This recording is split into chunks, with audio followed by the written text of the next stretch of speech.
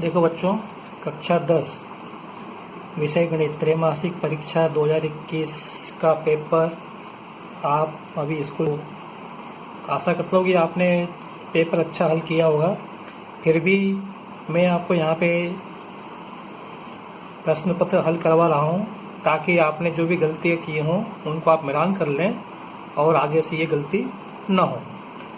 तो मेरे सामने ये पेपर रखा है, इसमें लिखा है सभी प्रश्न हल करना है। प्रश्नों के लिए आवंटित अंक उनके सम्मुख अंकित हैं। प्रश्न 1 से लेकर प्रश्न 5 तक वस्तुनिष्ठ प्रश्न हैं।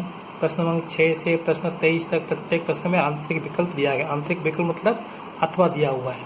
यहाँ पे ये बात गौर करने वाली है कि 32 प्रश्न जो है एक नंबर के हैं और जो ऑब्जेक्टिव, सही विकल्प, रिक्त स्थान, सत्य असत्य और जोड़ियों के रूप में दिए हुए हैं।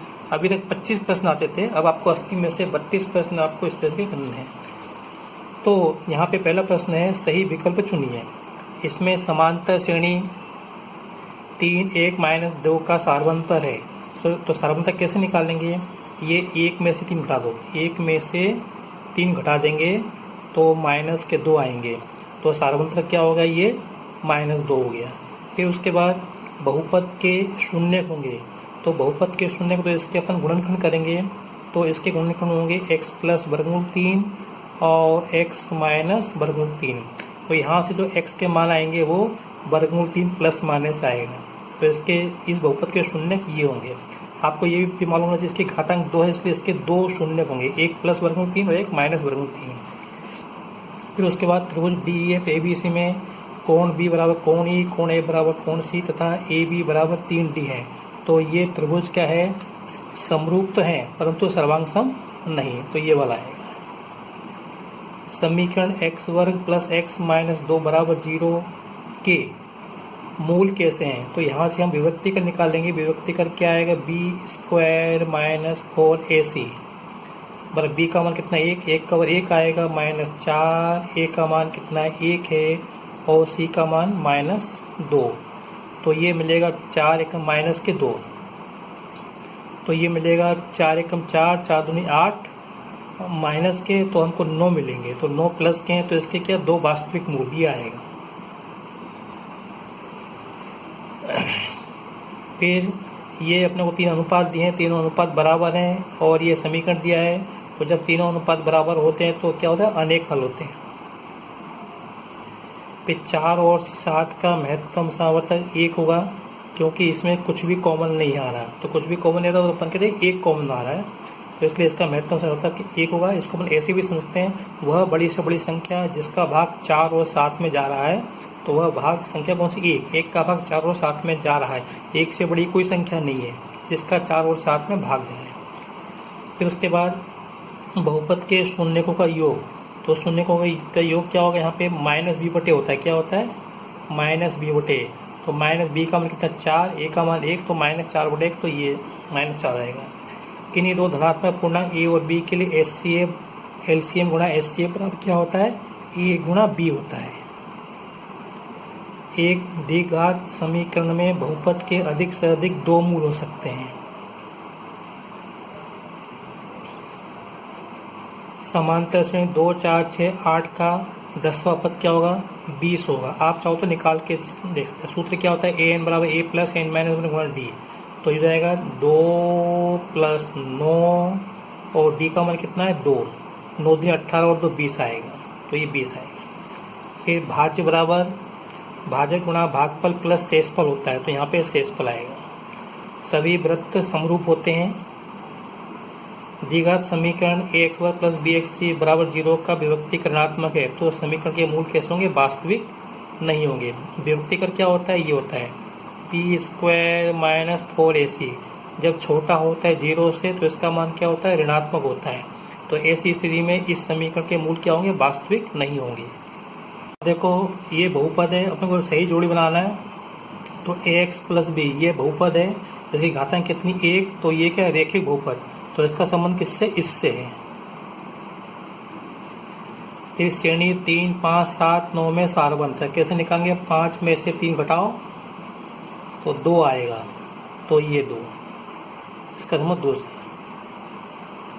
फिर उसके बाद 2x प्लस 3y बराबर 5 के हलों की संख्या। कोई एक रैखिक समीकरण दिया होता है 2 चर में, तो उसके अनंत हल होते हैं, तो इसका सम इससे है। फिर x पे घात 3, x पे घात 3 क्या है, ये बहुपद है, इसकी घातांक कितनी है 3, तो ये त्रिघात बहुपद है, घातांक 3 है इसके ऊपर, तो ये त्रिघात बहुपद है। फिर ax वर्ग प्लस bx प्लस c बराबर 0 का विभक्तिकर क्या होता है, b स्क्वायर माइनस 4ac।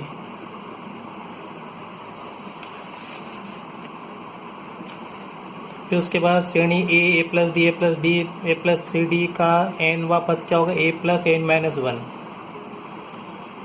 तो इस तरह से आपने देखा इसके अंदर 6 प्रश्न दिए हैं और पीछे भी हमको 7 प्रश्न दिए थे, इसमें 6 प्रश्न दिए हैं। आगे देखते हैं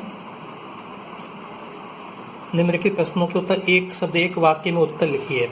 तो आपको समरूप आकृतियों का एक उदाहरण दो। तो समरूप आकृतियों एक उदाहरण आप और आपका photo, post card size, passport size, है ना, ये सब समरूप आकृतियों के उदाहरण हैं। फिर पृथ्वी और जो आपने ग्लोब देखा है, ये सब समरूप आकृतियों के उदाहरण हैं।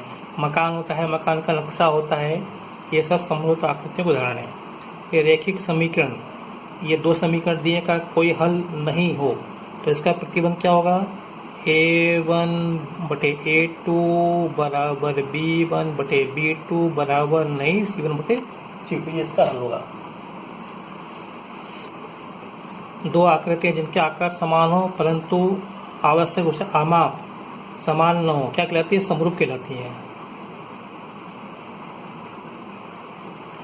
फिर द्विघात समीकरण x वर्ग प्लस x प्लस बराबर 0 की विभक्ति कर का मान अभी भी बताया था मैंने b स्क्वायर माइनस 4ac। तो यहाँ पे b का मान कितना 1 का वर्ग माइनस 4, a का मान कितना 1 आएगा, c का मान कितना 1, इसको हल करेंगे तो कितना आएगा -3 आएगा। तो इसका विभक्ति कर क्या होगा -3।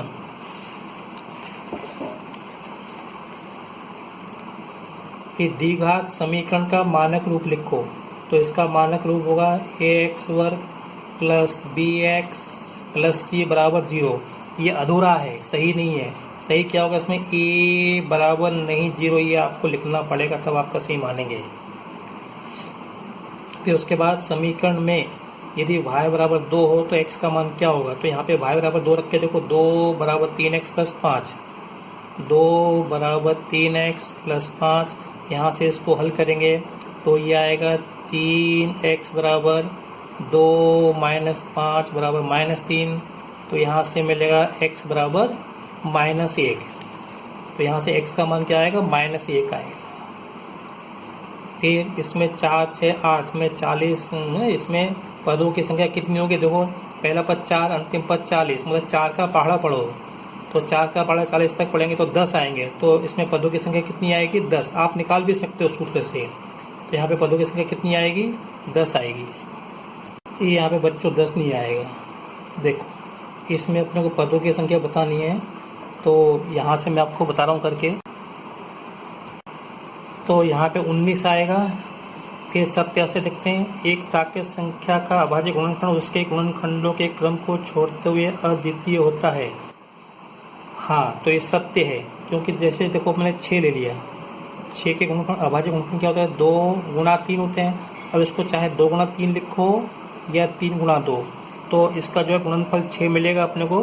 तो ये अद्वितीय होता है इसका गुणनफल, तो इसलिए सत्य है। घात 1 के बहुपद को द्विघात बहुपद कहते हैं, नहीं कहते, ये असत्य है।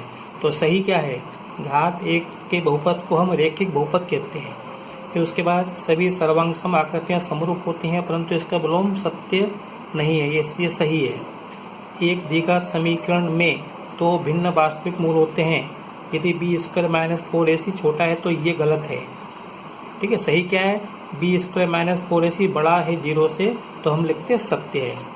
अब a1 बटे a2 बराबर नहीं b1 बटे b2। इस स्थिति में ये जो समीकरण दिए हैं इसको अपन क्या बोलते हैं, संगत हैं।